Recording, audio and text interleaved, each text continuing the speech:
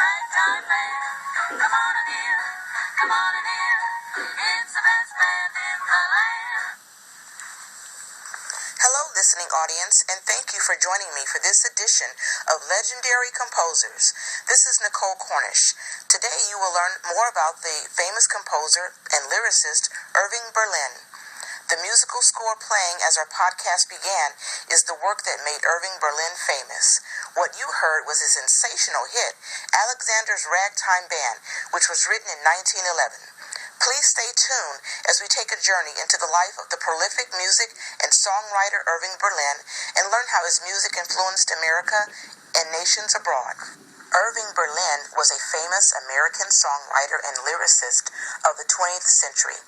He was born in Tyumen, Russia on May 11, 1888. His birth name was Israel Isidor Berlin. When Irving Berlin was very young, he and his family left Russia and immigrated to the United States. Coming through Ellis Island, they settled in New York City in 1893 to flee persecution of Jewish people in his village. Berlin's introduction to music was taught to him by his father, who was a cantor in a synagogue. When Irving Berlin was a teenager, one of his first jobs was singing in the streets of New York. His career began, however, when he worked as a singing waiter in a cafe located in the Chinatown section of New York City. In 1907, Berlin published his first song entitled Marie from Sunny Italy. His co-writer, Nick Nicholson, actually created the music for this piece. Berlin's name was incorrectly listed on the sheet music. He began using Berlin as his professional writing and performing name from that point on. Berlin began working as a lyricist for the Watterson and Snyder Music Publishing Company. His major hit, Alexander's Ragtime Band, earned him the nickname King of the Tin Pan Alley. He taught himself to play the piano and played by ear, as he could not read or write music. Instead, he employed others to transcribe his musical ideas for him. Because of his inability to read music, Irving Berlin played only the black keys on the piano, only in F sharp. He eventually purchased a specially made piano that allowed him to play in other keys. In 1919, in order to publish his own music, he established a company called the Irving Berlin Music Corporation. This would allow him to govern his copyrights. Over several decades, Berlin penned many popular songs. His catalog includes more than 1,500 songs. Many of his songs were featured in Broadway musicals and in films. His music genres include ragtime, jazz, and ballads. His first ballad, When I Lost You, that Berlin wrote was in honor of his first wife, Dorothy Getz, who died in 1912, shortly after they were married.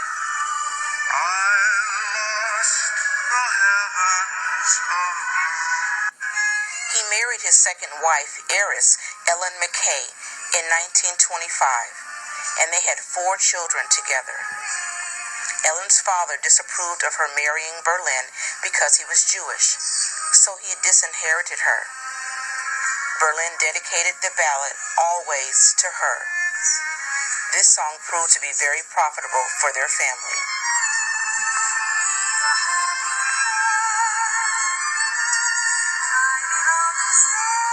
Many of Berlin's songs have been nominated for prestigious awards such as an Oscar, a Tony Award, and he was awarded a star on the Hollywood Walk of Fame. His scores were featured in 19 Broadway shows and 18 were used in films. Among Berlin's most memorable songs are All By Myself, written in 1921, Oh, How I Hate to Get Up in the Morning in 1917, which was a standard for the U.S. Army's use of the Reveille. You may be familiar with this next tune, Anything You Can Do, I Can Do Better, from 1946, from the musical Annie Get Your Gun, which was inspired by Annie Oakley. Anything you can do, I can do better. I can do anything better than you. Oh, you can. Yes, I can. Oh, you can. Yes, I can. Oh, you can. Yes, I can. Yes, I can. Putting on the Ritz from 1929 was another hit for Berlin, which was featured in the film of the same name. Berlin's song White Christmas from 1942 was made popular by Bing Crosby as he sang it in the film Holiday Inn. Cheek to Cheek was among Berlin's well-known hits, as well as There's No Business Like Show Business, which was written in 1954 and borrowed from the Annie Get Your Gun musical, which was written and produced by Rodgers and Hammerstein. There's no business like show business, like no business I know. Everything about it is appealing. Everything the traffic will allow. No way could you get that happy feeling when you are stealing that extra mile. Two of Berlin's works that are significant in American culture are White Christmas from 1942 and God Bless America from 1918, and which was later revised in 1938, was popularized by Kate Smith. Irving Berlin loved America. His love inspired him to write the nation's adopted anthem. This song fueled patriotic feelings for the United States.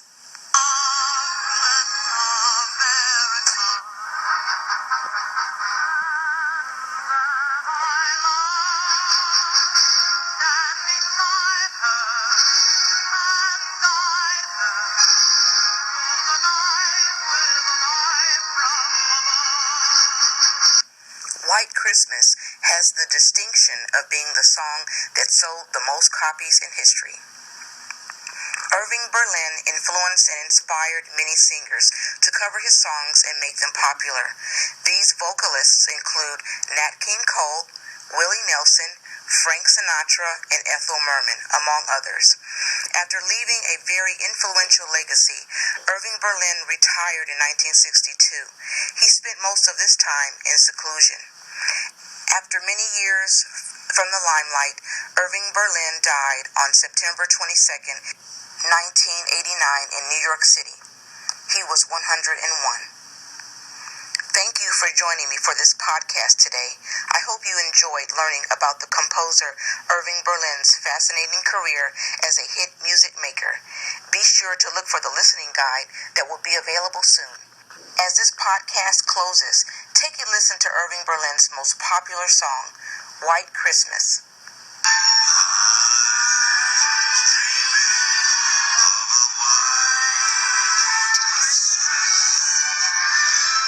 With every Christmas card I write,